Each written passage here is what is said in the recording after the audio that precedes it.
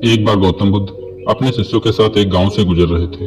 उस गांव का एक व्यक्ति बुद्ध के पास आता है और बुद्ध के चरणों में लेट जाता है। बुद्ध उस व्यक्ति को उठाते हैं और उस व्यक्ति से पूछते हैं, क्या हुआ, तुम इतने परेशान क्यों लग रहे हो? वह व्यक्ति बुद्ध से कहता है, बुद्ध, मैं अपने जीवन से बहुत तंग आ गया हूँ। मुझे खुद से घृणा होने लगी है। मुझे कुछ भी समझ नहीं आ रहा है कि मैं क्या करूँ। बुद्ध उस व्यक्ति से कहते हैं, तुम्हारी इन समस्याओं का कारण क्या है? वह युग गौतम बुद्ध से कहता है, बुद्ध, मुझे बहुत सारी बुरी आदतें हैं। मैं एक बहुत बुरा इंसान हूँ। बुद्ध कहते हैं, क्या बुरी आदतें हैं तुममें? वह युवक गौतम बुद्ध से कहता है, मेरे अंदर बहुत सारी बुरी आदतें हैं, जैसे लालच करना, दूसरों का बुरा करना, शराब पीना, हर समय भोग विलास के बारे में सोचना। मेरे दिमाग में हर समय वो बातें चलती रहती हैं जिनसे मुझे आज तक संतुष्टि नहीं मिली। कभी कभी तो मैं ये नहीं समझ पाता हूँ कि मैं मानव हूँ या जानवर। बुद्ध, मैं आपके पास बड़ी आशा लेकर आया हूँ।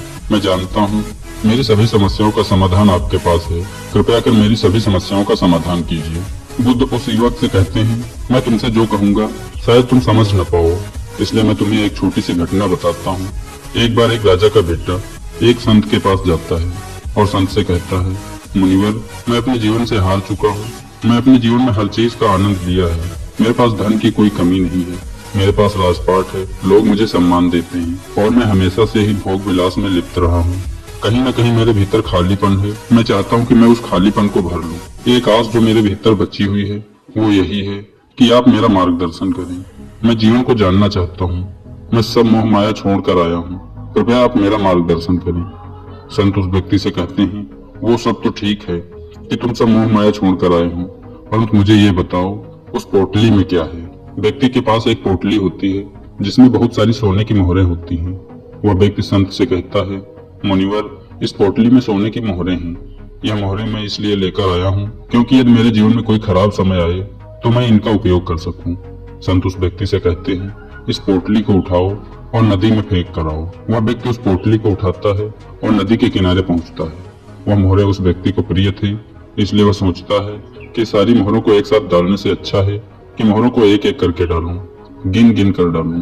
तो वह पोटली खोलता है और मोहरों को नदी में एक एक करके डालता है।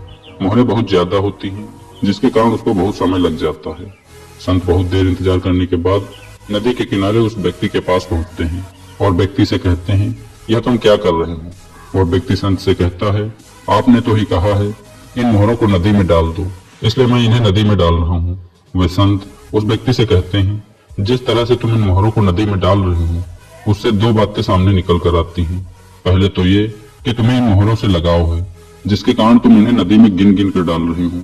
और दूसरी बात यह है कि जो मंजिल तुम एक कदम में पूरी कर सकते थे, उस मंजिल को पूरी करने में तुमने हजारों कदम लगा दिए। कहने का तात्पर्य यह है कि जिस काम को तुम एक बार में कर सकते थे, उस काम को तुमने बहुत ज्यादा समय दिया।